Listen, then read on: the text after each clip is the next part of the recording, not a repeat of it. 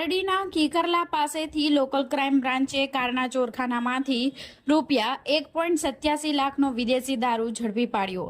દમણથી સુરત જતી સ્કાલા કારમાંથી 432 બોટલ કબજે કરી મુખ્ય સૂત્રધાર સહિત 2 ને વોન્ટેડ જાહેર કર્યા।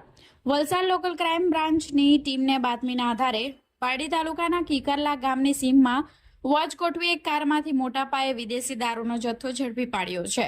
પોલીસે કાર, દારૂ અને મોબાઈલ મળી કુલ ₹6.92 લાખનો મુદ્દામાલ કબજે કરી એક આરોપીની ધરપકડ કરી છે, જ્યારે દારૂ ભરાવી આપનાર અને મંગાવનાર 2 શખ્સોને વોન્ટેડ જાહેર કર્યા છે।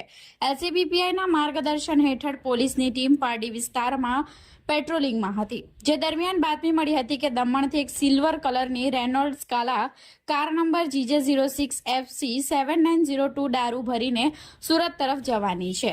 પોલીસે કીકરલામાં ઉદવાડા ફૂડ પાસે નાકાબંધી કરી શંકાસ્પદ કારને અટકાવી હતી। પોલીસે કારની તલાશી લેતા સીટની પાછળ અને ડિક્કીના ભાગે બનાવેલા ખાસ ચોરખાનામાંથી વિસ્કી અને વોડકાની 432 નંગ બોટલ, જેની કિંમત $1.87 લાખનો જથ્થો મળી આવ્યો હતો।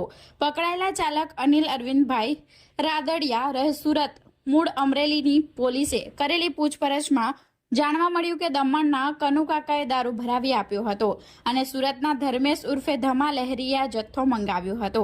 પારડી પોલીસે પ્રોહિબિશન એક્ટની વિવિધ કલમો હેઠળ ગુનો નોંધી 1.87 લાખનો દારૂ, 5 લાખની કાર અને મોબાઈલ જપ્ત કર્યા છે। પોલીસે ફરાર કનુકાકા અને ધર્મેશ લહેરીને પકડવા ચક્રો ગતિમાન કર્યા છે।